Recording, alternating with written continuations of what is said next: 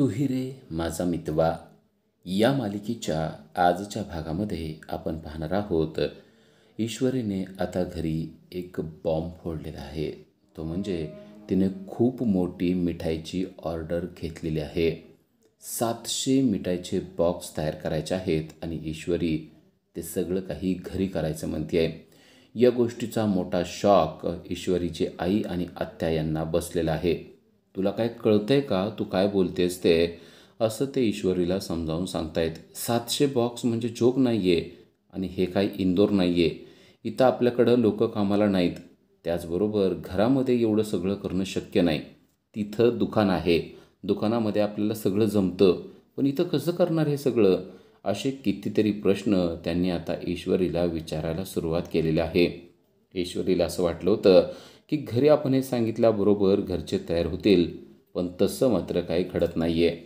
आता ईश्वरी त्यांना समजावून सांगू लागले. 700, अगं फक्त 700 बॉक्स आहेत, जास्त नाही आहेत. आई म्हणते तुला फक्त वाटतंय का, हे 700 खूप आहेत. ईश्वरी म्हणते हो ते ठीक आहे. तेव्हा आत्या म्हणते आत्ताच्या आत्ता अर्णवला फोन करून सांग की ही ऑर्डर आम्ही कॅन्सल करतोय, आम्हाला होत नाही. ईश्वरी म्हणते ते मी करू शकत नाही, कारण आता मी त्यांना जबान दिलेली आहे आणि एकदा जबान दिली असेल तर ते काम मला करावंच लागणार आहे. आणि असा पण इंदोरच्या देसाई मिठाईवाले यांच्या इज्जतीचा प्रश्न आहे आणि त्यामुळं मी आता शांत बसणार नाही, मी हे काम करणारच आहे, असं ईश्वरीने डायरेक्ट सांगून टाकलेलं आहे. तेव्हा आत्या म्हणते मग एक काम आपण करू शकतो, असं करूया, बाहेरच्या दुकानातून आपण मिठाई आणूया आणि यांना ती पार्सल म्हणून देऊया, कारण आपल्याला तर इतकं सगळं करणं आता शक्य नाही. ईश्वरी मात्र ऐकायला तयार नाही आहे. ईश्वरी म्हणते नाही, असं चिटिंग मी करू शकणार नाही. जर करायचं असेल तर आपण स्वतःच करायचं. ईश्वरीची आई आणि आत्या तिला म्हणतायत की तुला समजतंय का, स्वतः करण्यासारखी ही ऑर्डर नाही आहे. घरात किती मोठा राडा होणार आहे आणि किती कामं पडणार आहेत, समजतंय का. आता ईश्वरीनं एक नवीन पॉईंट शोधून काढला आहे. ती म्हणते हो मला सगळं कळतं आहे, पण यातून पैसे किती मिळणार आहेत ते तुला माहिती नाही आहे वाटतं त्या, कारण हे पैसे इतके आहेत की तुझं कर्ज लगेच फिटून जाणार आहे. आता कर्ज फिटणार आहे या गोष्टीमुळं आत्या जरा शांत बसलेली आहे, कारण ईश्वरीने बरोबर कळीचा मुद्दा काढलेला आहे. कर्ज फिटत असेल तर आता ऑर्डर घ्यायला काय हरकत नाही, असं आत्याच्या मनात थोडेसे विचार यायला लागलेले आहेत. पण आई मात्र ठाम आहे की आपण ही ऑर्डर घेऊ शकत नाही, कारण इतकं सगळं काम घरामध्ये करणं, एवढ्या सगळ्या मिठाया घरामध्ये करणं म्हणजे काही जोक नाही आहे. यासाठी खूप मेहनत करावी लागणार आहे. त्यामुळे ईश्वरी म्हणते असं असेल तर आपण बाहेरचे काही लोक आपल्याकडं कामाला घेऊया आणि त्यांच्याकडून आपण ते सगळं करून घेऊया. आता ईश्वरीची आई शांतपणे विचार करत बसलेली आहे. ईश्वरी तिला कन्व्हिन्स करण्याचा प्रयत्न करते. करू गाई आपण, नको काळजी करू तू, आणि मी म्हणलं आहे ना, मी जबान दिलेली आहे तर मी आता मागं सरकणार नाही. तुम्हाला माझी किती मदत करायची आहे तेवढी तुम्ही करा. जर तुम्हाला जमत नसेल तर मी तुमची मदत देखील घेणार नाही, मग मी एकटी करणार, असं म्हणून आता ईश्वरी पदर खोचून कामासाठी तयारच झालेली आहे. ईश्वरीचा एवढा कॉन्फिडन्स बघून आई आणि आत्या मात्र घाबरून गेलेत, कारण 700 लोकांसाठी मिठाई तयार करायचं म्हणजे खूप अवघड काम आहे हे त्यांना माहिती आहे. ते ईश्वरीला म्हणतायत तुझं नक्की आहे का, नक्की करायचंच आहे का. ईश्वरी म्हणते हो म्हणजे काय, नक्की म्हणजे 100% मी तर करणारच आहे, हे मी ठरवलेलं आहे. आता तुम्ही मदत करत असाल तर तुमची मदत घ्यायची, नसेल तर मग स्वतः काम करायला सुरुवात करायचं किंवा बाहेरच्या काही लोकांची मदत घ्यायची, असं मी ठरवलेलं आहे. पण मिठाई होणार तर देसाई इंदोरचे मिठाईवाले यांच्याकडचीच होणार आणि 700 लोकांची ऑर्डर आपण हसत हसत देणार, असं ईश्वरी सांगते. आता आईला कळत नाही आहे या ईश्वरीचं काय करावं. हिनं अचानक असं कसं काय शब्द दिलेला आहे आणि एवढ्या लोकांची ऑर्डर तयार करणं किती अवघड आहे, असं ती सांगत असते. पण आता ईश्वरीची आई म्हणते जर का अर्णव आणि ईश्वरी यांच्यामधलं भांडण मिटत असेल तर आपण हे करूया, असा मनात विचार करून तिने डायरेक्ट ईश्वरीला सांगते की ठीक आहे, मी तर तयार आहे. आता आई तयार आहे म्हणल्यानंतर आत्या म्हणते आता ती तयार आहे तर मला काय प्रॉब्लेम आहे, तुम्ही दोघे तयार आहात तर मी देखील तयार आहे, असं म्हणून तिने देखील तयारी दर्शवली आहे. तेवढ्यात दरवाजावर धाप धाप आवाज करून काही गुंड घरामध्ये एंट्री करतायत. त्यांना पाहून आत्या आणि आई यांची तर चांगलीच घाबरगुंडी उडालेल्या आहेत. अकराळ विक्राळ ते गुंड घरात लगेच डायरेक्ट शिरलेले आहेत. त्यांच्या हातामध्ये काठ्या आहेत आणि ते घरात शिरून डायरेक्ट म्हणतायत की तुमचं घर खाली करण्यासाठी आम्ही आलेलो आहोत. आम्ही पतपेढीकडून आलेलो आहोत. तुम्ही कर्ज फेडत नाही आहेत म्हणून आता तुम्ही हे घर खाली करायचं आहे असं डायरेक्ट त्यांनी सांगितलेलं असतं. हे ऐकून आत्या तर चांगलीच पॅनिक झाली आहे. आता काय करायचं हे तिला कळत नाही. तेव्हा आत्या त्यांच्या समोर जाते आणि म्हणते, तुम्ही असं करू शकत नाही, कारण बँकेने आम्हाला वेळ दिलेली आहे आणि नोटीसची जी काही तारीख आहे ती माझ्याकडे आहे. थांबा, मी तुम्हाला नोटीस दाखवते. असं म्हणून ती नोटीस आणण्यासाठी जात असते. पण गुंड मात्र तिला म्हणतात, कसली नोटीस आणि काय आम्हाला माहिती नाही. आम्हाला बँकेच्या लोकांनी पाठवलेलं आहे वसुली करण्यासाठी. एकतर पैसे द्या, नसेल तर तुमचं सगळं सामान मी आता एक एक करून बाहेर फेकून देणार आहे. तुम्हाला मग काय करायचं ते करा, नाहीतर आत्ताच्या आत्ता हे घर खाली करा. अशा गोष्टी ते गुंड बोलू लागलेले आहेत. ईश्वरीच्या आईला तर कळत नाही आहे की काय करावं ते, पण गुंड मात्र ऐकायला अजिबात तयार नाही. पण ईश्वरी मात्र धाडसानं त्यांच्या समोर उभारलेले आहे आणि त्यांना म्हणते, तुमचं आयडेंटिटी कार्ड दाखवा. तुम्ही आलेला आहात बँकेकडून तर तुमच्याकडे नक्की काहीतरी असेलच की. तेव्हा तो गुंड म्हणतो, ही काठी बघितली ना, ही काठी म्हणजेच आमचं आयडेंटिटी कार्ड आहे. आम्हाला प्रश्न विचारायचे नाहीत, आम्ही फक्त सांगतो तसं करायचं असतं. एक तर लगेचच्या लगेच पैसे द्या, नाहीतर घर खाली करा, नाहीतर एक एक वस्तू बाहेर फेकून कशी देतो ना ते बघत बसा. असं गुंडांनी खूप मोठा पावित्रा घेतलेला आहे. आता ईश्वरीची आई आणि आत्या पुरते घाबरून गेलेले आहेत, कारण या गुंडांनी जर का आपल्याला मारायला सुरुवात केली किंवा घरातल्या वस्तू बाहेर फेकायला सुरुवात केली तर आपण काहीच करू शकणार नाही हे त्यांना पूर्णपणे माहिती आहे. ईश्वरी मात्र अजिबात घाबरलेली नाही आहे. ईश्वरी अगदी कॉन्फिडंटली त्यांना बोलते की तुम्ही हे करू शकत नाही. जर का तुम्ही असं केलं तर मी पोलिसांना बोलवून घेईल आणि मग पोलिसच तुमची काय वाट लावायची ते लावतील. पण ते हसतात आणि म्हणतात, पोलीस? अहो, पोलीस यायच्या आत तर तुमच्या घराचे सगळे नासधूस करून आम्ही निघून जाईल. त्यामुळे पोलिसांची भीती तुम्ही आम्हाला घालू नका. आता सुप्रियाला देखील कळत नसतं की काय बोलावं जेणेकरून हे गुंड घाबरतील. पण ईश्वरी मात्र अगदी कॉन्फिडंटली सगळ्या गोष्टी बोलत असते. आता आत्या गुंडांना बोलत असते तेव्हा ईश्वरी गुपचूप हळूच किचनमध्ये गेलेली आहे. तिच्या डोक्यामध्ये एक जबरदस्त प्लॅनच आहे की या गुंडांना आज चांगला धडा शिकवायचा आहे. कारण काही केल्या ते घरातून बाहेर जायला तयार नाही आहेत आणि खूप मोठी अरिरावीची भाषा ते करतायत. त्यांच्या हातामध्ये काट्या आहेत आणि त्याचा धाक दाखवून घर खाली करण्याचा ते प्रयत्न करतायत. नुसतं घर खाली करायचा प्रयत्न करतायत असं नव्हे, तर मारहाण करण्याची देखील भाषा करत आहेत.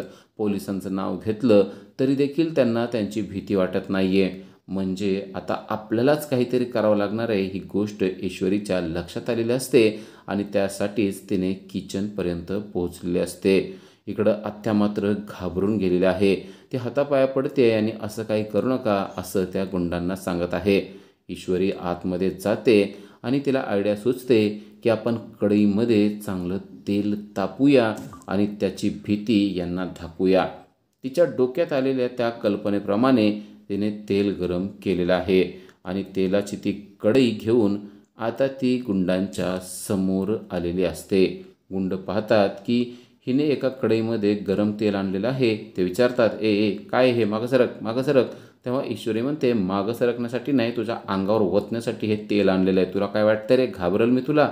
अजिबात घाबरलेली नाही मी, बघू आता तू काय करतोयस. असं म्हणून चक्क ती गरम तेलाची कढई ईश्वरी आता त्यांच्या अंगावर फेकणार असते. ईश्वरीचं ते रूप पाहून गुंड मात्र पुरते घाबरून गेलेले असतात. तो गुंड तिला म्हणत असतो, सरक सरक मागं सरक, अजिबात अंगावर यायचं नाही, ते पोळतंय किती माहिती आहे ना. बाकीचे गुंड देखील या गोष्टीने घाबरून जातात. जर का या मुलीनं या गरम कढईतलं तेल भास दिशेनं अंगावर ओतलं तर आपल्याला पळूनच जावं लागणार, आपल्याला भाजणार. या गोष्टीनं गुंड आता घराच्या बाहेर आलेले असतात.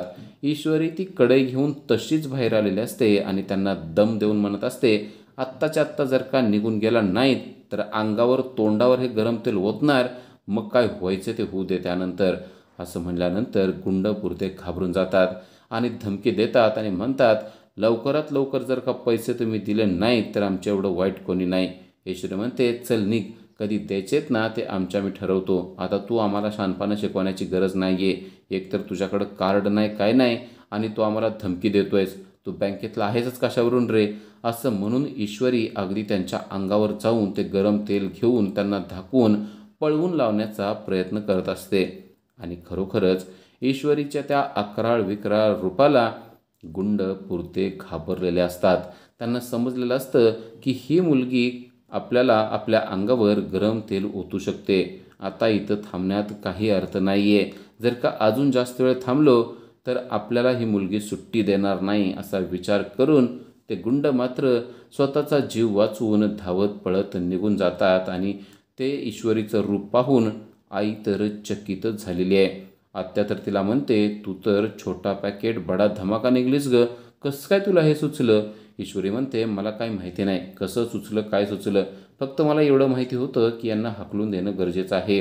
आई म्हणते, खूपच कॉन्फिडंट झालीस तू आणि किती चांगलं तू त्यांच्याशी डील केलंस. त्याचबरोबर त्यांना किती चांगल्या शब्दात समजावून सांगितलंस ना, ते मला खूप आवडलं. ईश्वरी म्हणते, यांच्याशी असंच वागणं गरजेचं आहे. आत्या तर अक्षरशः त्याच्यापुढं हात जोडते आणि म्हणते, हिची दुष्ट काढबाई ह्या देवीची. तेव्हा आई म्हणते, आता ही देवीचे म्हणल्यानंतर तिची दुष्ट काढायची काय गरज आहे? खरोखरच ईश्वरीने खूप चांगलं प्रसंगावधान दाखवलेलं असतं आणि तिच्या प्रसंगावधानामुळेच आज ते गुंड घरातून पळून गेलेले असतात. जर का ईश्वरीनं अवधान दाखवलं नसतं तर ते गुंड घरातील एक एक वस्तू बाहेर फेकत राहिले असते आणि काहीच करता आलं नसतं, असं ईश्वरी त्यांना सांगत असते. त्याचबरोबर ईश्वरीने आई आणि आत्या यांना जवळ घेतलेलं असतं, कारण त्या दोघींनीही तिची चांगलीच स्तुती केलेली असते. अर्णव ऑफिसला निघण्यासाठी बाहेर पडत आहे आणि अविनाशने त्याचा रस्ता अडवलाय, कारण अविनाशला एक महत्त्वाची बातमी द्यायची आहे. ती बातमी राकेशच्या बद्दलची आहे आणि अविनाशने ती बातमी दिली आहे. तो सांगतोय की राकेशजीनं आपल्याला जो काही बँकेचा नंबर दिलेला होता तो नंबर वेगळाच आहे. म्हणजेच जे काय अकाउंटला पैसे जायला पाहिजे होते NGOसाठी, ते पैसे NGOला जात नाहीत. म्हणजेच ते नंबर वेगळे आहेत आणि तो पैसा NGOसाठी जातोय तो तिथपर्यंत पोहोचतच नाही आहे. या गोष्टीचा मोठा धक्का अर्णवला बसलेला आहे. म्हणजे आपल्या कंपनीतून जे पैसे जात आहेत ते भलत्याच अकाउंटला जात आहेत. त्याचबरोबर त्या अकाउंटहून वेगवेगळ्या ठिकाणून पैसे बाहेर काढले जात आहेत, असा काहीतरी जबरदस्त खुलासा आता अविनाशने केलेला आहे. आणि यामुळं अर्णव अगदी चिंतातूर झालेला आहे. अर्णवला कळत नाही की हे सगळं कोण आणि कसं करत आहे. अविनाश म्हणतो, हे सगळं राकेश करतच असेल असं मी काही सांगू शकत नाही, पण अकाउंट नंबर मात्र चुकीचा आहे. त्याचबरोबर त्या अकाउंट नंबरहून वेगवेगळ्या गावातून वेगवेगळ्या ठिकाणातून पैसे काढले जात आहेत हे देखील दिसत आहे. पण हे सगळं राकेशच करतोय हे मात्र मी सांगू शकत नाही, असं त्याने अर्णवला सांगितलेलं आहे. पण राकेशनं चुकीचा नंबर का दिला असेल असा प्रश्न आता अर्णवला पडलेला आहे. कारण त्याने जर का चुकीचा नंबर दिला असेल तर त्यामध्ये नक्कीच त्याच्या डोक्यात दुसरं काहीतरी असू शकतं, असे देखील विचार त्याच्या मनामध्ये येऊन गेलेले आहेत. पण अविनाश थोडीशी बाजू सावरून त्याला सांगतो की आपल्याकडं अजून असा पुरावा नाही आहे की हे सगळं काही त्यानेच केलेलं आहे. म्हणजे हे अकाउंट जाणीवपूर्वक त्याने आपल्याला देऊन त्यातून त्यानेच पैसे काढलेत असा पुरावा आपल्याला कुठंच दिसत नाही आहे. मग आता यावर काय करायचं असं आता अविनाश अर्णवला विचारत आहे. तेव्हा अर्णव म्हणतो, आता सध्या तर लगेच आपण काहीच करू शकत नाही, कारण या सगळ्यामध्ये यांचा हात आहे का नाही हे आपल्याला कळत नाही. अविनाश म्हणतो, अगदी बरोबर, आपण डायरेक्ट तर आरोप करू शकत नाही, आपल्याकडं अजून काही पुरावे असणं गरजेचं आहे.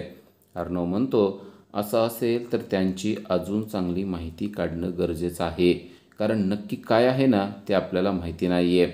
ते दोघे बोलत असतात तेवढ्यात पाठीमागून अर्णवचा भाव आलेला असतो आणि त्याला पाहून अर्णव बघतो आणि विषय बदलतो. अविनाश देखील म्हणतो, बरं अर्णव, आता तुला ऑफिसला जायचं आहे ना, पटकन चल बरं, बसा जावा गाडीमध्ये. मागून आकाश आलेला असतो. तो पाहतो की या दोघांचं काहीतरी बोलणं चाललेलं होतं आणि आपण आल्यानंतर ते बोलणं त्यांनी बंद केलेलं आहे. आणि तो विचारतो, काय झालं, काही सिरियस गोष्ट आहे का? अविनाश उडवाउडवीची उत्तरं देत म्हणतो, सिरियस? आता सकाळ सकाळ काय सिरियस असणार आहे? काही सिरियस बिरियस नाही बाबा, ऑफिसला जायचं आहे ना, उशीर होतोय ना? अर्णव म्हणतो, हो मला उशीर होतोय. तर आकाश म्हणतो, मला देखील उशीर होतोय. अर्णव, तू एक काम करतो का, मला तुझ्या गाडीमध्ये सोडतो का? अर्णव त्याला बसायला सांगतो. पण याच्या लक्षात आलेलं असतं की या दोघांचं काहीतरी सिरियस डिस्कशन सुरू होतं. आपण आल्यानंतरच त्यांनी ते डिस्कशन बंद केलेलं आहे. पण आकाश मात्र त्यांना एकही काही प्रश्न विचारत नाही. जे काय असेल ते त्यांनी सांगितलं तर बरं आहे, नाही सांगितलं तर कदाचित काहीतरी महत्त्वाचं असेल असा विचार करून ते सोडून देतो आणि तो आता अर्णवच्या गाडीमध्ये बसलेला असतो आणि ते दोघेही आता ऑफिसला निघालेले असतात. त्याचबरोबर अर्णवला त्याने सांगितलेलं असतं की आज ईश्वर येणार आहे, त्यामुळं त्याला देखील एक सुखद धक्काच बसलेला असतो. पण अविनाशला मात्र राकेशचं वागणं अजिबात पटलेलं नाही आहे. त्याला असं वाटतंय की जर का हे सगळं खरं असेल आणि हे सगळं राकेशच करत असेल तर मग मात्र हे सत्य पचवणं खूप कठीण होणार आहे. इकडे ईश्वरी मिठाईचे सॅम्पल तयार करत आहे, कारण आकाशने आत्ताच तिला फोन करून सांगितलेलं असतं की आम्हाला काही सॅम्पल पाहिजे आहेत आणि ते घेऊन तू ऑफिसला ये, आणि त्यासाठी ती सॅम्पल बनवत बसलेले आहे. आत्या मात्र चिडत्याने म्हणते, सारखं तुझं अचानक काही येतं, आता हे सॅम्पल बनवायचे कधी आणि द्यायचे कधी? तेव्हा ईश्वरी म्हणते, बनवूया गं, काय नाही, आता घरामध्ये थोडा खावा होता ना, त्याचे पेढे बनवायला मी घेतलेले आहेत. आत्या म्हणते, हो, अजून जिलेबी करायचं असणार, बाकी करायचं असणार, ते कधी करायचं? ईश्वरी म्हणते, त्याची काहीच काळजी करू नको, पीठ आंबायला ठेवलेलं आहे, ते पण झालेलं असेल, लगेच आपण जिलेबी पण करून घेऊया. आता हे सगळे पदार्थ कधी होणार अशी काळजी आत्याला वाटत असते. तर ईश्वरी म्हणत असते, मला हे सगळे पदार्थ घेऊन अर्णव सरांकडे जायचं आहे आणि त्यांचं ॲप्रुव्हल घ्यायचं आहे आणि त्यानंतर मग आपल्याला ऑर्डर मिळणार आहे का नाही हे सुद्धा कन्फर्म होऊ शकतं.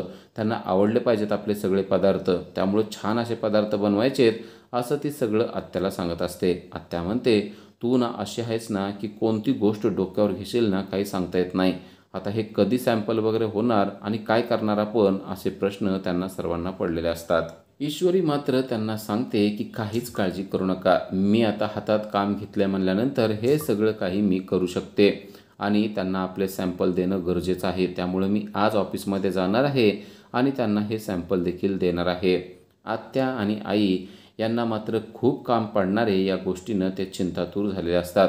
पण ईश्वरीचा कॉन्फिडन्स पाहून ते मात्र म्हणतात की ठीक आहे, जर का तुझी एवढी तयारी असेल तर आपण सगळं काही करूया. तेवढ्यात ईश्वरीला आकाशचा फोन आलेला असतो आणि तो म्हणतो, लवकरात लवकर सॅम्पल घेऊन ऑफिसमध्ये ये, कारण अर्णवला ते सॅम्पल खायचे आहेत, म्हणजेच टेस्ट करायचे आहेत. ईश्वरी म्हणते, काहीच काळजी करू नका, मी येते, पण थोडासा उशीर होऊ शकतो, कारण तुम्ही आता अचानक सांगितलं की सॅम्पल पाहिजेत, त्यामुळं कदाचित थोडासा उशीर होईल. आकाश म्हणतो, डोंट वरी, जर उशीर होत असेल तर काम झाल्यानंतर तू ये. इकडे वल्लरीला त्या गुंडांचा फोन आलेला आहे आणि ते गुंड म्हणतायत, अहो तुम्ही सांगितलं, पण त्या बायका मात्र खूपच चतुर निघल्या, त्यातली ती मुलगी तर अंगावर तेल गरम घेऊन आली होती आणि जर का आम्ही काय तिला उलटं सुलटं बोललो असतो तर तिनं ते तेल आमच्या अंगावर टाकलं असतं. तेव्हा वल्लरी चिडत्याने म्हणते, मरायला पाहिजे होतं तुम्ही तिथंच, तुम्हाला पैसे दिले होते तर कळत नाही का काम कसं करायचं ते? तेव्हा गुंड तिला उलट बोलतात आणि म्हणतात, आमच्यावर दात खाऊन बोलायची गरज नाही आहे, अगोदर माहिती काढत जा आणि मग आम्हाला कामं सांगत जा, ठेवा फोन, असं म्हणून त्या गुंडांनी वल्लरीचाच अपमान केलेला असतो. वल्लरी कोणाशी तरी बोलते ही गोष्ट अविनाशला समजलेली असते. त्याला एवढंही समजलेलं असतं की कोणीतरी तिचा अपमान केलेला आहे. तेव्हा अविनाश म्हणतो, दरवेळेस तुला कोणतरी चांगलंच बोलेलं असं नसतं, कोणतरी तुझा अपमान देखील करू शकतं, ह्या गोष्टी लक्षात ठेव. आणि कुणाची वाट लावायला निघाली होतीस असा प्रश्न अविनाशने तिला केलेला असतो. तेव्हा वल्लरी चिडत्याने म्हणते की माझ्या गोष्टीमध्ये ढवळाढवळ करायची नाही, माझ्या गोष्टीत नाक खुपसायचं नाही, तुम्हाला माहिती आहे ना मी काय करू शकते ते?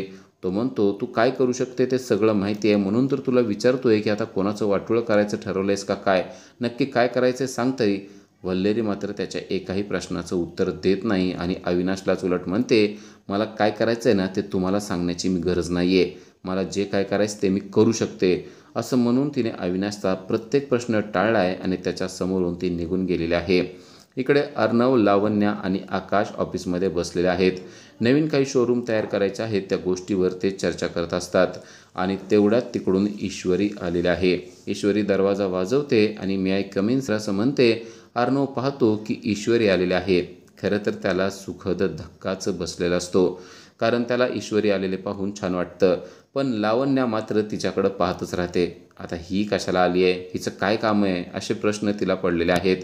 अर्णव ईश्वरीला आतमध्ये बोलवतो आणि लगेच आकाश सांगतो की आज आपल्याला मिठाईचे काय सॅम्पल पाहिजे होते ते हिने आणलेले आहेत. ईश्वरी लगेच एक एक बॉक्स काढते आणि टेबलवर ठेवते आणि म्हणते, यातली मिठाई तुम्ही खाऊ शकता. अर्णव म्हणतो, मला तर हे बॉक्सच आवडलेत, आता मी आज तोंड गोड करणार आहे, असं म्हणून ते बॉक्स त्याने उघडायला लावलेले असतात. त्याचबरोबर तो लावण्याला देखील सांगतो की लावण्या तुला हे सगळं टेस्ट करायचं आहे. लावण्याला त्यातलं काहीच खायचं नसतं. पण आता अर्णव म्हणतोय म्हणल्यानंतर तिच्यापुढं दुसरा काहीच पर्याय उरलेला नसतो. लगेच लावण्या त्यातला एक बॉक्स फोडते आणि त्यातली छोटीशी मिठाई काढते आणि स्वतः टेस्ट करते. आता तिला विचारलेलं असतं की ही मिठाई कशी आहे, तर ती ठीक आहे म्हणून सांगते. अर्णवला माहिती आहे की लावण्या असंच बोलणार आहे.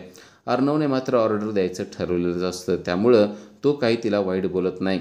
अर्णवने अजून मिठाई खाल्लेली नसते तेव्हा ईश्वरी म्हणते की तुम्ही देखील खाऊन बघा. अर्णव म्हणतो मी तर गोड काहीच खात नाही, त्यामुळं मिठाई मी खाणार नाही. ईश्वरी म्हणते असं थोडंच आहे, सॅम्पल बघितल्याशिवाय खाल्ल्याशिवाय तुम्ही कसं काय ठरवणार की मी देणार आहे का नाही ते. अर्णव म्हणतो ऑर्डर तर देऊन झालेलीच आहे, त्यामुळं आता पुढच्या काही गोष्टी बोलण्यात अर्थ नाही. पण ईश्वरीला वाटत असतं की अर्णवने स्वतः याची टेस्ट केली पाहिजे. उद्याच्या भागामध्ये आपल्याला पाहायला मिळतं की लावण्या मात्र चांगलीच चिडलेली आहे आणि ती ईश्वरीला म्हणते की अर्णवपासून दूर राहायचं हे मी तुला सांगितलेलं आहे. आत्ताच्या आत्ता ही ऑर्डर तुला मिळाली आहे, ती मला होत नाही म्हणून अर्णवला सांग आणि रिजेक्ट करून टाक. तेव्हा ईश्वरी म्हणते असलं काही मी अजिबात करणार नाही आहे. आता ही ऑर्डर मी पूर्णच करणार आहे. डायरेक्ट तिने लावण्याचा अपमान करून तिचं तोंडच बंद केलेलं असतं आणि ती सांगते की आता मी काय तुमची एम्प्लॉई नाही आहे, त्यामुळं माझ्यावर ओरडून आणि घोसकून बोलायचं नाही. तर अजूनही अविनाशने काही गोष्टी क्लिअर करायला सुरुवात केलेली आहे. आपल्याला राकेशबद्दल जास्त माहिती नाही आहे असं त्याने सांगितलेलं आहे. तेव्हा कुठं अर्णवला असं वाटायला लागतं की अंजलीला देखील त्याच्याविषयी काही माहिती नाही. तेव्हा अविनाश म्हणतो अंजलीला देखील माहिती नाही आहे का अंजलीपासून देखील त्याने माहिती लपवून ठेवलेली आहे. आता या कॅरेक्टरविषयी त्यांना खूपच सस्पेन्स वाटायला लागलेला आहे. हा राकेश नक्की काय करतो असा प्रश्न आता त्यांना पडलेला आहे. अशाच अपडेटसाठी आजच आमच्या चॅनलला सबस्क्राईब करा. थँक्यू.